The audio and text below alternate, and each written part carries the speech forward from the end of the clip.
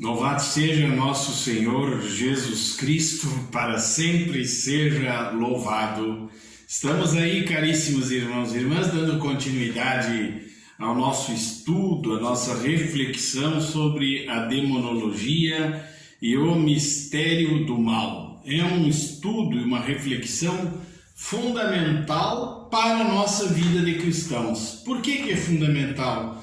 Porque no momento que eu sei o que são as consequências da ausência do bem, eu tenho que me afastar disso, né? Então esse curso é quase uma tomada de consciência de que lado eu devo estar. Devo estar do lado de Cristo, não do lado do mundo, né?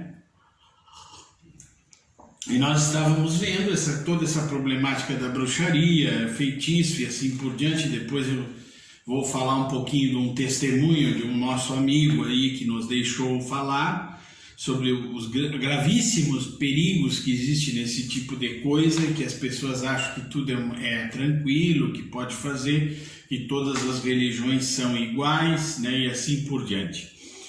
Eu já tinha comentado num outro momento, inclusive quando eu fiz a explicação da medalha de São Bento, que o uso das cruzes, das medalhas escapulares e outros objetos bentos, assim como a prática de exercícios piedosos como novenas, etc., e também a quaresma de São Miguel, que é muito importante para nós crescermos na nossa fé e afastarmos a força do mal do nosso ambiente, né? Então é muito importante que a gente faça.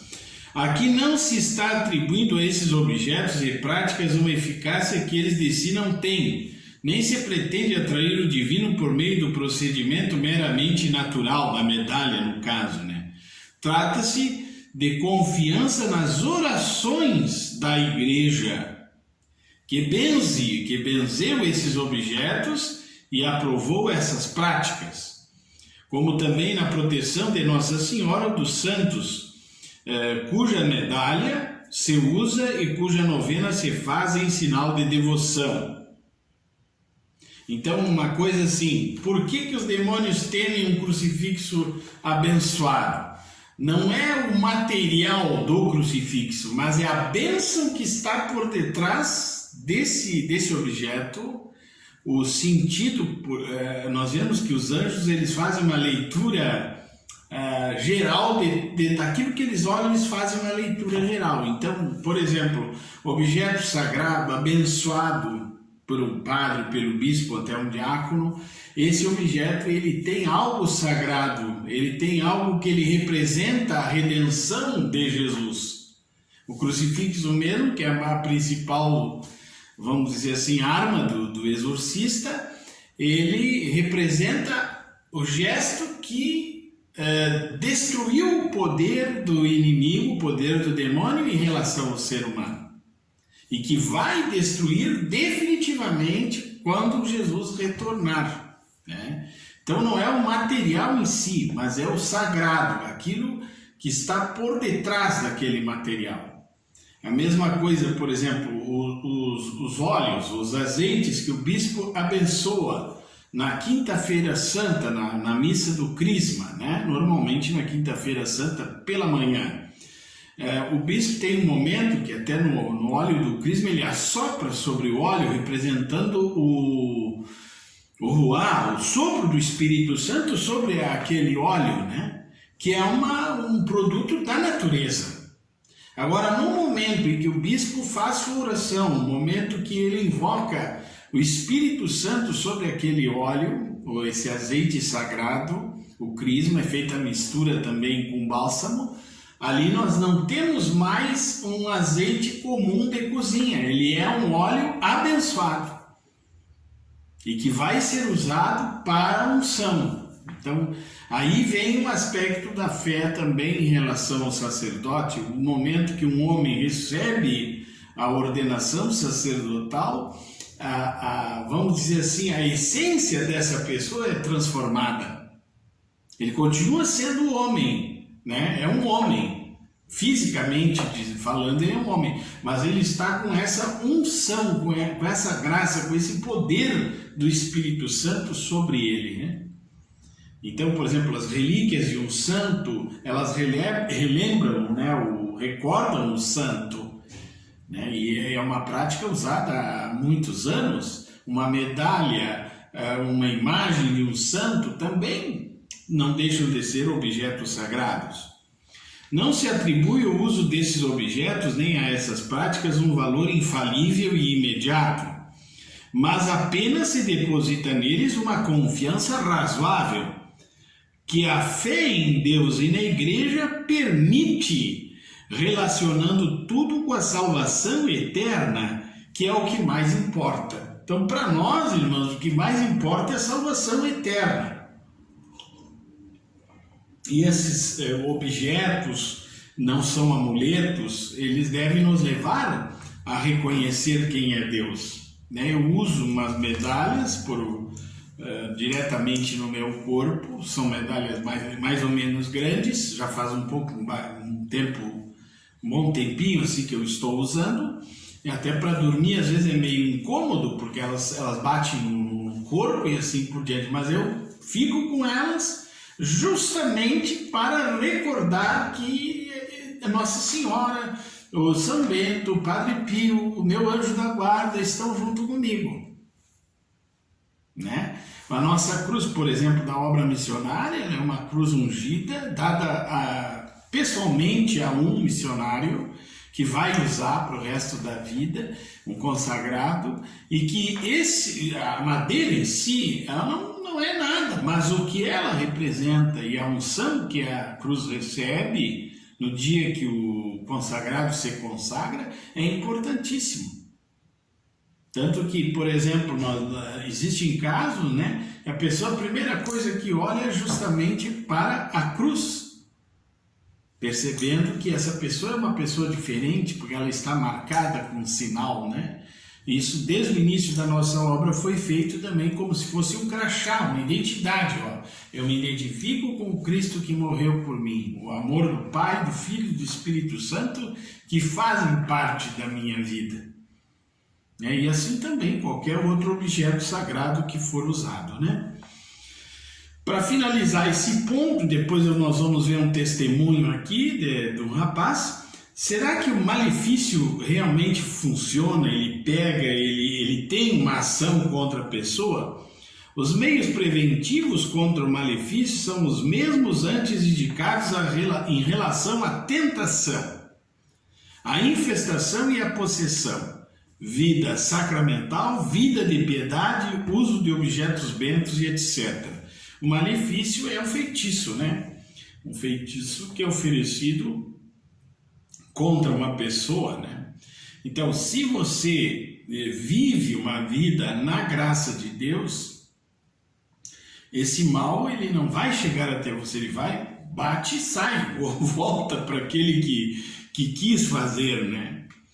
Uma vez produzidos os efeitos do malefício, é preciso aumentar as orações, sacrifícios, e pode ser que seja necessário, em certos casos, até recorrer aos exorcismos. Por exemplo, um malefício de grande porte, né? Uma pessoa, sei lá, fez um pacto com o demônio e ela traz isso consigo, ou essa pessoa recebeu um mal muito forte de alguém. Então, se ela sente esse efeito negativo na sua vida, seria interessante até que, no primeiro lugar, claro, vai falar com o exorcista, vai dizer o que ela sente para que, se for necessário, você faça então o ritual, né, a oração. Um tal de Frei Severino Gisler, da Ordem dos Frades Menores, indica o estado de espírito que devemos ter diante das maldições e dos malefícios. Não se tenha medo da maldição injustificada ou gratuita, não se tenha medo. Ela não atinge sua meta. Pelo contrário, não raras vezes tal maldição recai sobre a quem a proferiu. Então, Salmo 9, pereceram no fosso que eles mesmos abriram, e na armadilha que armaram, prenderam os próprios pés. Ou veja o Salmo 7, eis que o ímpio concedeu iniquidade, está cheio de malícia, e dá à luz à fraude. Abriu e cavou uma cova e caiu na própria cova que fez. Sobre sua própria cabeça recairá a sua maldade, e sobre a sua fronte voltará a sua violência. Uma coisa interessante, né? Aquele que coloca amor, colhe amor, de São João da Cruz. Se nós aplicarmos isso, esse dito de São João da Cruz, no sentido negativo, você coloca o mal, você vai colher o mal. A árvore boa produz bons frutos, a árvore má, maus frutos. Quer dizer, se teu coração está se enchendo de ódio, você não tem mais paz no coração, né? É porque alguma coisa está errada, né? O princípio ativo, vamos dizer assim, daquilo que tu estás vivendo é errado. Agora, se tu sente paz, se tu sente alegria, se tu sente mesmo na cruz, mesmo na tempestade, mesmo que se agite o mar, tu sente essa alegria no teu coração, então aí você tem que seguir em frente, que você está no caminho certo, né? E isso também serve para o exorcista analisar uma pessoa, né? Quando, por exemplo, existem certos fenômenos físicos, né? Que a pessoa, no momento de oração, vamos dizer, ela tem certos fenômenos físicos, não é muito comum. Não é se for ação demoníaca, é porque exerce nessa pessoa algo negativo, né? Ou solidão, sofrimento, qualquer coisa assim. Se isso não acontece e a pessoa, dentro desses fenômenos, ela sente paz e sente alegria, quer dizer, é uma ação misteriosa de Deus sobre a vida dessa pessoa. Isso é muito interessante, até mesmo para os formadores e diretores espirituais saberem. Bom, vamos ver aqui. Os assim chamados despachos da macumba incluem, via de regra, uma maldição em termos de querer fazer mal a alguém. Tais despachos ou feitiços de bruxaria, será que podem fazer mal ou prejudicar? Deles vale o que dissemos na maldição gratuita. Procura viver na graça santificante, isso é, na intimidade de Deus, e nada sofrerás. Quem não deve, não teme. Se a regra geral é esta apontada pelo piedoso franciscano, que a maldição, o malefício não atingem a pessoa em estado de graça, no entanto, muitas vezes Deus permite que a pessoa virtuosa seja atingida por tais práticas maléficas para sua provação. É aí o caso que nós recorremos às bênçãos e aos exorcismos. A maldição pode ser neutralizada ou desfeita pela bênção, explicou esse Frei Severino. Fato é o seguinte, por exemplo, eu tenho o costume de quando eu passo na frente de um despacho, eu quebro toda a maldição com o sinal da cruz, né? Tudo que está aqui seja desfeito em nome do Pai, do Filho e do Espírito Santo, né? Claro, eu como sacerdote posso fazer isso, um leigo não. O leigo pode invocar a São Miguel Arcanjo para que aquele mal não aconteça, né? Peça a São Miguel, reza a oração de São Miguel, que é uma oração muito poderosa, para que esse mal que essa pessoa foi solicitado, né, ele não aconteça. Muito bem. Bom, vamos dizer assim, para encerrar esse assunto, eu tenho aqui um testemunho de um amigo nosso que, claro, eu não vou identificar ele de forma alguma, né? Não vamos identificá-lo, mas vamos falar porque ele quis dar esse testemunho, um fato da vida dele, para vocês entenderem como a bruxaria é perigosa, como ela funciona para o bruxo, no sentido dele enriquecer, dele se dar bem num certo momento da vida, né? Então ele começa assim, né, esse nosso amigo anônimo. Nascido nesta cidade de Rio Grande, as informações que tenho antes das minhas memórias pessoais foram sempre relatadas por pai ou mãe, por vezes confirmadas por outras pessoas próximas. Nasci com sério problema de saúde, já adianto, e para não esquecer de meu pré-nascimento, fui prometido de morte por uma senhora de descendência francesa, dada à bruxaria, que tinha uma grande desavença com meu pai. O pai dele também era bruxo e tem essa tal de francesa, eu estou falando aqui de Rio Grande, tá? Que também foi uma grande bruxa aqui da cidade, que orientou várias pessoas, tá? Talvez por isso que nós temos essa cidade desse jeito.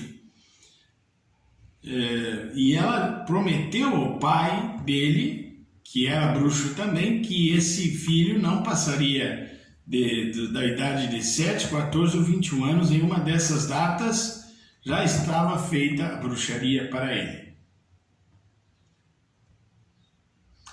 Então meu pai teve uma criança sem religião, com poucas condições, tanto financeiras como educação moral. E aí ele conta, né, a situação do pai dele. Ele, depois o pai se dedicou a esse caminho obscuro da bruxaria, tá? Aos 30 anos se encontrava um dos homens mais ricos da cidade, tá? Com patrimônio na época aproximadamente 30 milhões de dólares. De um simples ajudante em uma indústria, foi bem rápido. Daí em diante essa entidade será regente de sua vida. Então ele entregou a vida dele ao Exu das 7 encruzilhadas, que seria o dono de todo o caminho para ajudá-lo.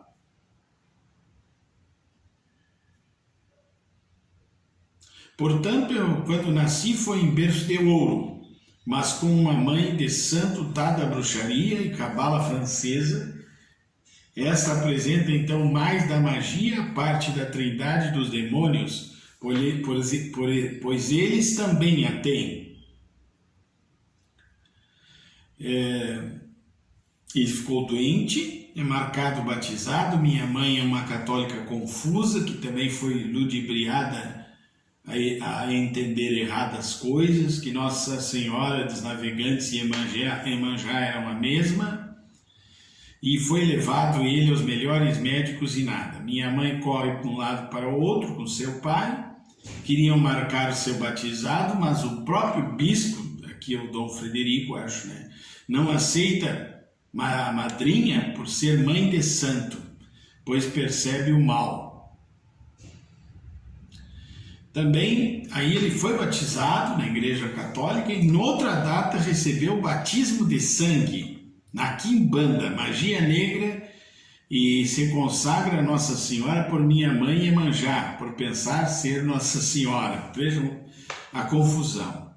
Sou levado a um curandeiro, recebo uma poção e em seguida minha saúde retorna. E aí ele teve um ambiente familiar todo ele voltado para essas questões. Isso aí não é muito raro, né? E quando ele era criança, eles brincavam com o altar de Exu, faziam altarzinhos e botavam os Exu como brincadeira, né? Parece quando um rapaz vai ser padre, faz brincadeira também, que vai celebrar missa. Aí ele sofria de dores de cabeça muito forte, né? O pai dava banhos nele para ver se passava a dor de cabeça, e as dores de cabeça iam e voltavam. E uma série de coisas que vão acontecendo. Atrás da casa dele havia um altar para se fazer a magia negra, né? Um altar dos fundos da casa. Era comum aos 10 ou 9 anos ser chamado para falar com as entidades. Meu pai me apresentou os Exus como nossa proteção e aos poucos foi me dando iniciação. Eu já ajudei quando criança no sacrifício de animais. E assim por diante, vai piorando a situação, né? Até que ele chega às práticas mais terríveis, né? da magia negra. E a gente chama magia negra, bruxaria, umbanda, é uma mistura aí de coisas, né? Que acontece. E interessante que o demônio fornecava para eles uma grande quantidade de dinheiro, né? E o pai dele se tornou uma pessoa autoritária, né? E nervoso e assim por diante. Então ele fez uma consagração num demônio chamado Ashtaroth, o verdadeiro demônio, o nome dos demônios que cultuamos, e ficou muito feliz. É dado para ele uma capacidade intelectual fora do comum. Até o pai dele acabava consultando ele de tanta intimidade que ele tinha com esses demônios, né? E aí ele vem para o mundo das drogas, né? Ele fazia feitiço a todos que achavam ser contrários às suas ideias, inclusive a sua mãe, fez feitiço para a mãe também. Fazia sacrifício desde galinhas a gatos, viajou para outras cidades, sempre vestido de preto, os tecidos mais finos, mas sempre preto. Também conheceu a magia negra indiana, que deixou mais rico ainda e admirado. E do nada ele começou a perder o dinheiro. Cometeu sacrilégios com a Eucaristia, né? E viveu uma vida assim totalmente de depravação, né? Porque o demônio ele não pode, o demônio ele não vai fazer que a pessoa seja feliz, né? Teve problemas até de relações com o mesmo sexo, viveu com um homem, né? Foi para o mundo das drogas, né? E aí então ele, a partir desse momento mais difícil, né, que ele estava, ele vai para o Esquadrão da Vida, né? Teve uma espécie de um ataque epilético, né? E ele vai então para o Esquadrão da Vida e ali ele começa a conhecer Jesus, né, dentro da nossa obra, e aí a vida dele se transforma totalmente, né? Ele fica uma outra pessoa. O que me chama a atenção, né, é que o inimigo de Deus ele é tão sedutor, nesse caso, né, que ele fornece aquilo que você está precisando, o demônio fornece, né? Mas imediato, é uma coisa imediata. Então as pessoas, elas se seduzem com isso, elas acham que ali está tudo, né? Ali está tudo, acabou, vivo a minha vida somente ali nesse mundo materialista, dos prazeres momentâneos, e ao mesmo tempo eu não consigo sair deles, como aconteceu com esse jovem. Eu não vou poder ler todo o testemunho, porque além de ser longo, tem coisas muito pesadas ali, né? A gente não tem ideia, eu já falei isso aqui para vocês várias vezes, que a gente não tem ideia aonde chegam as pessoas através dessa magia negra, bruxaria, né? Por isso nós não temos nem perfume, nem alimentos, nada desse tipo de pessoa, porque parece até um filmezinho de Branca de Neve, né? A maçã podre, mas isso acontece porque se você invoca as forças do mal, a pessoa se alimenta daquele mal, aceita o mal, né? Se tu não aceita, não vai te dar nada, mas você aceita aquele mal e o mal vai tomar conta de você, né? E nós percebemos que as pessoas que estão nessa situação, elas realmente não conseguem ter a verdadeira paz e a verdadeira alegria nos seus corações, né? Então isso é importante. Irmãos, nós estamos, essa parte desse curso nós estamos encerrando, tá? Nós vamos encerrar agora, hoje, o curso de demonologia. Nós temos outros manuais aqui, né, que falam no assunto. Se eu, ao estudar esses manuais, eu sentir assim que devemos falar mais alguma coisa, também o próprio São Luís Maria Grignon de Montfort, ele fala no seu tratado, né, especialmente sobre os últimos tempos em que o demônio terá um poder muito grande e praticamente a igreja será dividida entre os devotos de Maria, aqueles que serão os católicos autênticos, devotos de Maria, que rezam o rosário, que têm uma devoção profunda a Nossa Senhora, e os que estarão endemoniados do lado de Satanás, perseguindo essas pessoas que são, vamos dizer, os católicos autênticos, né? Isso é algo que é uma profecia desse santo, mas é óbvio, né? É algo óbvio, porque a Santíssima Virgem, o fenômeno da Santíssima Virgem já vai contra Lúcifer. Ela vai pisar a cabeça do inimigo, né? Ela pisa a cabeça do inimigo para que ele não possa agir. Ela venceu, ela é a vencedora, a rainha e vencedora, né, do mal. Então, nós queremos estar sempre do lado de Cristo, por meio de Maria. E se nós tivermos a Imaculada Conceição, nosso Santo Anjo Gabriel, o Anjo da Guarda, a Santa Missa, os sacramentos sempre do nosso lado, nós não vamos nos deixar levar, né? Isso é importante também, levar por essa onda do mal que está presente na nossa sociedade. Porque também aqui nesse curso, o Mistério do Mal, nós fizemos uma leitura social do gravíssimo problema do globalismo, da teologia da libertação, do relativismo que entrou dentro da igreja e que nós pensamos na vida eterna, não pensamos no conforto aqui desse mundo, né? E isso é importante. E se nós pensamos na vida eterna, nós não queremos de forma alguma aceitar o mal. Vamos rezar então a oração do Anjo da Guarda e recebermos a bênção, e se for necessário nós vamos retornar depois desse assunto com um outro tipo de estudo, mas continuem divulgando com os irmãos e irmãs do nosso canal para que a gente possa viver uma profunda evangelização. Santo Anjo do Senhor, meu zeloso guardador, se a ti me confiou a piedade divina, sempre me rege, me guarde, governe, ilumine. Amém.